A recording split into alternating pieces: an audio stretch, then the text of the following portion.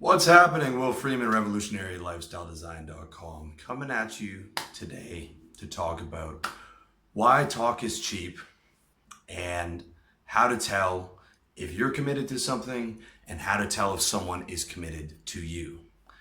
So to get started, the basis of what this is about is that words are fucking garbage. Okay, they say talk is cheap for a reason, and that's because words cost nothing. They cost you no money, they cost you no time. All it costs you to say is I'm sorry, or I'll do that, and then not do it. The only thing that matters is action. Okay, that's it. Taking action is the only thing that matters. But to be specific, it's willingness to do. Willingness to do. And to be even more specific, it's willing to do things that you don't want to do. It's very easy to do things that you do want to do, but to do things that you don't want to do for a long period of time and in heavy measures is what defines the guy who is committed to something and the person who is committed to you, okay? The most dangerous man on the planet is willing to do or die, literally, okay? The soldier who is willing to die for his cause and has nothing to lose and is not afraid of death is a very fucking dangerous person. You can look at the kamikaze pilots, in Japan back in World War II, and they're willing to sacrifice their own life and land their plane onto, a ship and try and take out the entire ship. That is a fucking dangerous person, okay? The gangster is willing to risk death and jail and shoot out in broad daylight, okay? In return, he gets feared and respected, all right? So he's willing to do way more than everyone else. And in return, he gets feared and respected. Even if he's not the biggest, toughest, or smartest guy or has nothing else going for him, what he has going for him is he's willing to do above and beyond what everyone else is willing to do. And in return, he gets an added measure of respect and an added measure of fear. It could be a 15-year-old kid could put the toughest, biggest MMA fighter on his knees, have him ripping off his jewelry and begging for his life because he put a gun on him. There's a case in Brazil of one of the, it's like 5 or 6 years ago, top MMA fighter was, pulled to the side of the road, pulled a gun on him, the guy resisted, shot him. I mean, these are guys who can have no fight training, no outside skills, no intelligence, but they are willing to do more. I remember 7 years ago, very clearly, I was with my girlfriend. We were walking into a Starbucks and there were these three thugs on the corner and they, whistled at her, tried to get her over there. My first impulse is to just fucking murder. But I know these guys probably have a knife or a gun. There's three of them. They're half my age. They're like 19. I'm 27. And that's either going to end, I'm going to get my ass kicked or I could end up in jail. And they are willing to do more than I was willing to do because I had a lot more to lose than those guys did. And so in return, I just had to eat that, all right? Because that's how it goes. They are willing to do more than I was. Now, how does it usually end up for those guys? Dead, jail, no future, no prospects, and they have to eat the morality of doing what they do. But for that period of time, when they're that soldier's fighting or that gangster's out on the corner or whatever, they have that added measure of fear and respect. Okay. Now let's focus that on what's applicable to you. Obviously, you're not going to go out and become a gangster. Let's talk about business, okay? Let's talk about business. If you're willing to learn more, if you're willing to work twice as hard as your competitors, if you're willing to service your clients better, if you're willing to learn sales and sell better, and you're willing to never quit, okay? You've started a service business like I recommend, you read my book, How to Sell, and you don't have almost any expenses, right? Because you're just selling that service, you have the phone and the internet connection, so you can go on as long as possible until you succeed, working another job, whatever, and never quit. Who can compete with you? How can someone possibly compete with you when you have that mentality? When you're just willing to do more than all your competitors in every single metric and every single area that relates to that business. No one can compete with you, okay? In sales, when I was working in sales, okay, I would call a client for a year, a big client. There was like the 10 biggest clients.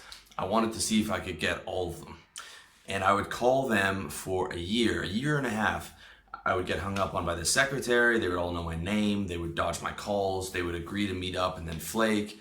They would agree to meet up and flake again. They would agree to meet up. They would humor me for 10 minutes and then they would kick me out of the office, or they would say they were going to do something, and they would talk to me in a dismissive tone. I mean, everything. I'm calling them once a day for a year and a half. And it's not even that I would have made a ton of money on those deals. I only got 12% commission, okay, in that particular job. So I had to bring in a lot of deals. But I knew that I wasn't even going after that client for the amount of money that I would make. I was going after that client to keep my job, because I knew I had to bring on at least 2 big clients a year to hit my $40,000 a month revenue target, right? So it was as much about keeping my job than it was about the massive payoff that I was gonna get. And I wanted to keep the job because every month I would get money, I would stack it away, I would build my runway for my business, I would reinvest in my business, and then I was going to move to Thailand. So this was part of like a multi-year, 2-year plan, 3-year plan, where I'm just chasing a client down that I know I'm probably not gonna get, on the off chance that I might get them, because I have to get one of them to keep my job, not even for the big payoff, so I can not spend any money, save that money, put it into my business, and put it into my savings for my multi-year, 3-year plan or whatever to get out and go to Thailand. So, I mean, that's just one area where I'm talking about fucking commitment, all right? And I want to give you another example. I really hated being in sales. I had tried 3 or 4 businesses before, and I got to the point where I'm do or die on the next one, okay, which eventually became RLD. And I was willing to work 3 years because it's what I really want. Not just that I wanted a business, I wanted this business. I was willing to work 3 years building my audience without even releasing a product. I didn't release How to Get Laid on Tinder until 3 years into the business. So no money whatsoever. Okay, for 3 years. I was happy to do that. And I didn't know if it was gonna work out. I always believed that it was gonna work out, and I truly believed in it. But again, you don't know 100% until you actually get into the thing. So 3 years for that. I was willing to work, I set a 10-year goal when I was 30 of what I wanted to accomplish when I was 40. And it's still the same goal. Still you can see in my book, How to Get Organized, I list all my goals and projects and all those things. And it's still there, okay? And I'm still doing what I said I was gonna do when I was 30 at 35. And I'm telling you the truth here. If God had said, that's not gonna be enough, okay? You're gonna have to grind for 5 years, and one of those years you're gonna have to spend in prison, and you're gonna have to be waterboarded for an hour. And it's either that or you work in sales for the rest of your life. I would have done that in a fucking heartbeat. Okay, I would take prison and torture and the grind in a fucking heartbeat. All right. Now, if he said you have to be waterboarded for 5 years, okay, fine, I'm fucked. I'm not gonna do it. If he had said I had to do prison for 20 years, okay, fine, I'm not gonna do it. But I'm telling you with 100% honesty, I would have done a year in prison, and I would have done an hour of waterboarding, maybe more, which is supposed to be absolutely horrible torture if you don't know. And I'm serious, because that's how much I wanted this to happen. That's how much I hated working a job. And that's to the point where I got, right? Where I would have done almost anything to make it work. Okay, so that's what I'm talking about when I'm talking about commitment. I'm willing to do shit that I don't want to do, all right? This video stuff, this is easy. I like doing this right now. I love doing these videos for you guys. I hate doing the editing. This I would do for free. I would do this forever for free because I love it. That doesn't count. I love going to the gym. I actually look forward to going to the gym. So that for me doesn't even count. it's the stuff that I fucking hate doing. The technical projects, the editing, um, you know, editing words on the articles, all that other fucking bullshit, okay? That's the stuff that actually counts. What you're fucking willing to do that you don't want to do, all right? So this is the deal. This applies to every facet of your life, okay? To the gym, to girls, to lifestyle. What are you willing to do? I get so many guys that are like, when am I going to be successful? When am I going to, get this result? I've been doing it for a month. Get the fuck out of here with that. I mean, you're not even in the ballpark of serious. When I was 25, I tried to start a drop shipping business, or 26. And I had a bunch of money saved from trading, and I read Tim Ferriss, and I wanted to do it. And drop shipping back then was way harder than it is now. I mean, I was trying to teach myself code and whatever. And I eventually stopped because I was like, it's too hard. Back then, it was just too much to do. So it was almost 10 years ago. But the truth is, I just didn't fucking want it. I could have learned basic code to do it. I could have learned all that stuff. I just did not have the capacity to execute that I have now, to where I set it, I think about what I have to do, and I'm like, okay, I'm committed, and no matter what, I'm just fucking doing this. Whatever I have to learn, I'm doing this. All right, that's what you have to apply to all those areas. Okay, if you're overweight and you want to get in really good shape, you're looking at like 3 years, 4 years, and you're exercising every day. That's what you have to fucking do, and you have to be willing to do that even if you don't like it. All right. It's very important, because a lot of guys think they're serious, and you're not serious. You're really not serious. Okay, you're not serious until you look around and you outwork everybody. All right, it's not until after you get those things that you can start to relax and you can start to like coast and just maintain what you have. Okay, that's what I call the stage of set it and forget it, right? But it starts off with a blast period, and then you get to you have to go uphill, get all that momentum out of go against all this negative momentum. Then you get to the top of the hill and it's flat and it's neutral and you're sort of just cruising, right? I'm kind of in cruise control on the business right now.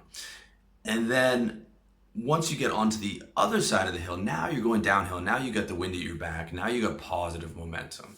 And now it's like you can start leveling up to levels of luxury where you can start doing less and less and less and still get the same, if not more results, okay? Like in an online business, you've already written the articles for the last 5 or 6 years. So you can start writing less and less and less. But your older articles from 5 or 6 years ago, your older products still keep getting more and more traffic, because that's how, Google works. So that's very important to understand. If you're not willing to put extraordinary effort, you're not serious. If you're willing to only put in ordinary effort and only do the things that you want to do, you're going to get ordinary results like everyone else, because no one is really most people don't sit down and be like, this is what I have to do. I hate all these things, but I'm going to do them to get this result. Okay, that's the true test of if you are fucking serious, or if you're committed. And if you're struggling in your fucking goals, then you have to take a long look at yourself and say, I'm really just haven't been serious about this. Okay, I've been lying to myself and I'm not committed. And do you really want that goal? Right? If you don't want it enough to do those things, then take it off and put a smaller goal on. If you really truly want that, okay, then you need to get to the point where you're almost do or die. Almost to the point where, like, if someone told me I had to work the same sales job for the next 20 years, I would fucking want to blow my head off. Okay, I would want to blow my fucking head off. That's the point where I'm like, I don't give a fuck, because I have nothing to lose. Like, I will never, ever, ever be able to work a job and even come close to like it for even one fucking day. I hate every fucking day working for someone else. So then you realize, like, there is nothing to lose, because I don't actually have anything, because I fucking hate what I'm doing. Okay, that's the point I'm trying to make. So that's the first thing you need to understand. Now, the second thing is we're going to extend all that same logic to tell if someone is committed to you, okay? If you watched my video, How to Avoid Toxic Women, Part 2, you would hear a perfect example of what happened to my friend. And to summarize really quickly, basically, she was cheating on him, lying about it, jealous about what he was doing, he went through her phone, saw all the messages. She's like, no, it didn't happen. I wasn't seeing these guys, even though, it showed that she was meeting up with them. He's a nice guy. He took her back. Within the next day, she messaged, she's back on Tinder, right? Messaging guys. And that was it. He finally put the bullet in it. Before that, she caused all kinds of drama, stalked him. He left, didn't tell her where he was going. I was helping him get through it, did the smart thing, got rid of her, packed a bag, moved to a new place, ate that month's rent. And now she's messaging all his friends trying to find where he lives and stalking him, okay? Telling him, baby, you're my world. I'll do anything to have you back, whatever you say, blah, blah, blah. The same fucking bullshit words that she was saying before. And as we said, talk is cheap, but the talk of someone who's a proven liar and proven to be toxic and is proven to be deceptive are even worth less than the average person. They're like a fucking negative value, okay? That's how little her words are worth. Now, she's gonna say she's gonna do anything to just be with you, okay?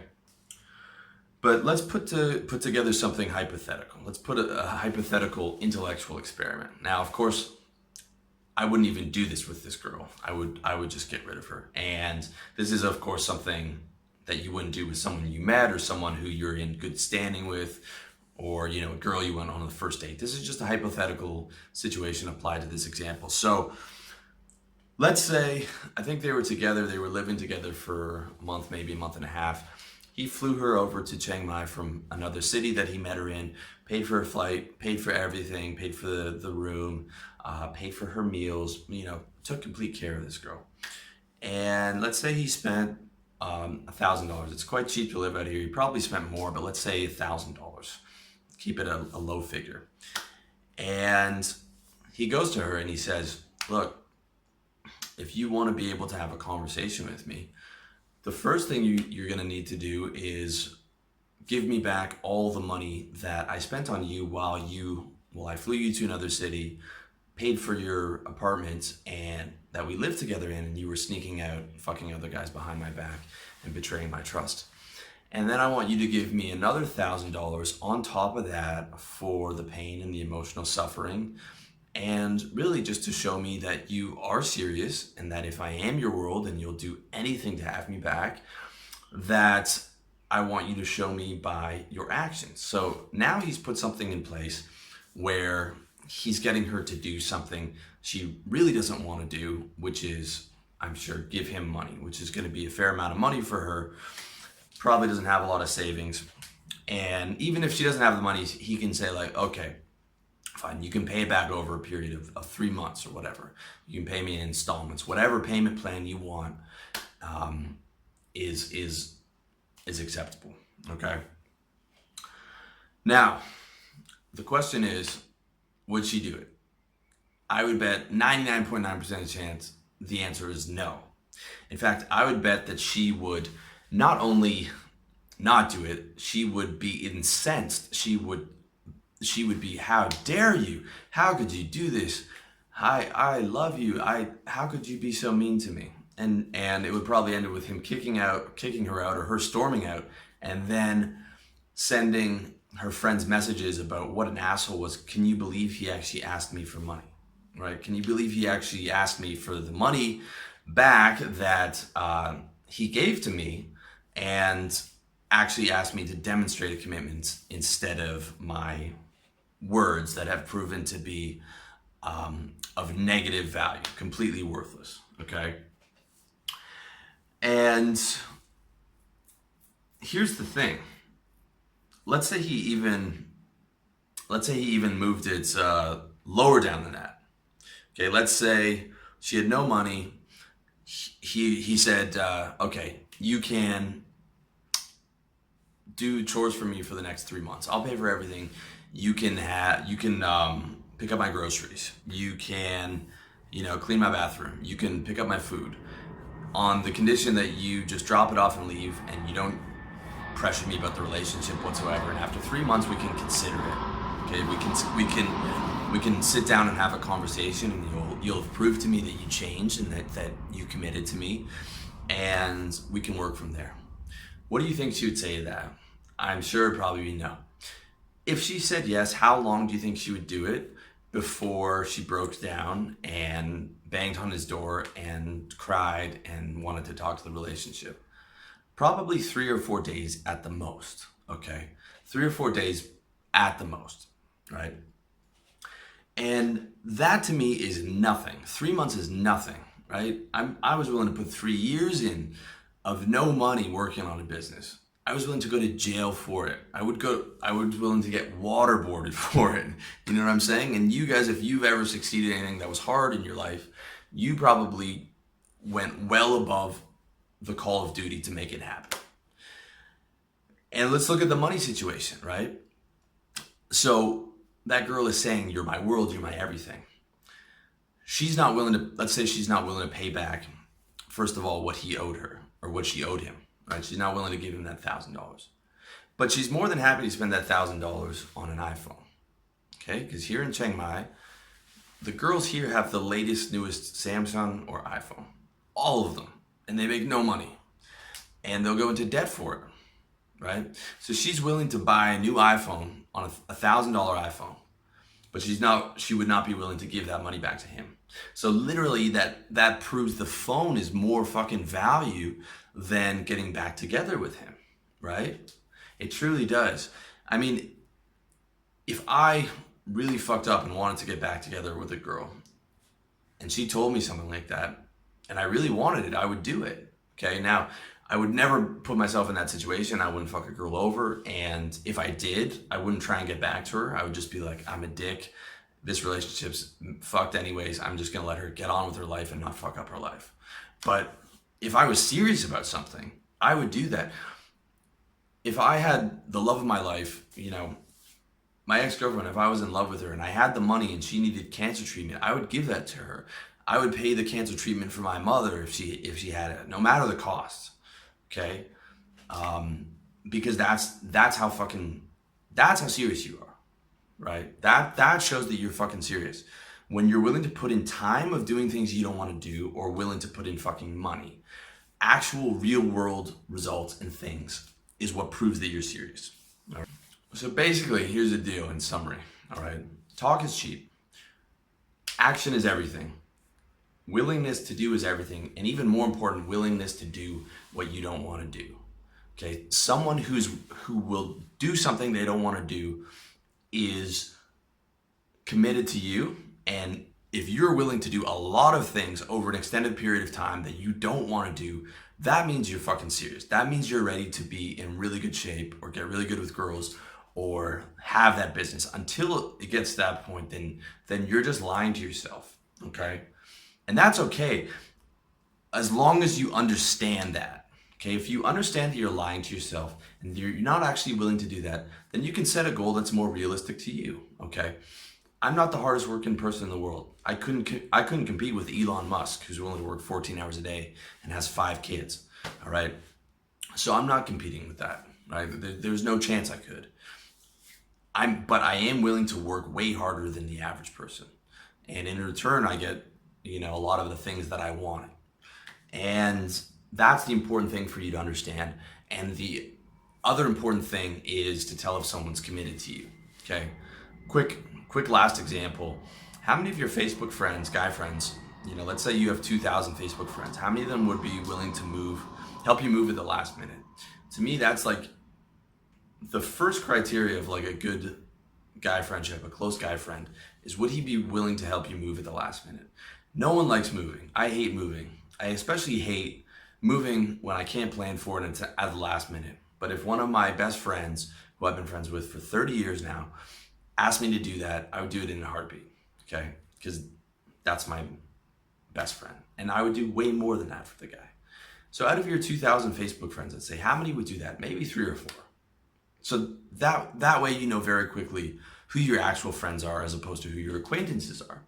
Now let's say you messaged a guy who you thought was a close friend and you said, hey man, I'm really in a jam. I'm really sorry about this, but can you help me move? The movers didn't come, my lease is up, I'm really fucked here. I would so much appreciate it, and I'd take you out for beers tonight. Now, you see that the guy didn't read the message, right? So that on his Facebook, it doesn't show that it's read. And he messaged you back the next day. Hey, bro, sorry, man. I've been super busy with work. Didn't see your message there. How did the move go? Hope you got through it all right. I definitely would have helped you if I'd seen it. So my apologies, right? Basically just fucking lying to your face. Saw saw it pop up on his phone. Didn't read it to show you that it was notified, and then fucking lied to you about it instead of just saying like, putting his cards on the table and saying like, I'm not free to do it, basically. So it's very easy then for you to tell that guy's not committed. All right, that's what I'm trying to say. And if you've watched the series How to Avoid Toxic Women, a lot of the screening criteria in there, but this is a good one too to add. Just think about what's that person willing to do, right? What are they willing to do? Do their words match their actions? And in the same way, your words should match your actions. I never tell a girl, you're my world. I never tell her this is going to last forever. I never tell her that I would die without you. I only tell her the things that I'm actually going to follow up on. Like, I love you. This is really good right now. And I hope that it lasts for a long time like this, right? So you're managing that person's expectations, and you're not becoming the person who's saying one thing and doing the fucking other. All right. So that's it, boys. Thank you so much for watching. Let me know if you have any questions. Let me know if you have any comments in the comments section. Check me out, revolutionarylifestyledesign.com. Check out my books on the same site, iTunes, SoundCloud, Facebook, Twitter, all up in your internets. Thank you for watching. Best to you in your personal development journey.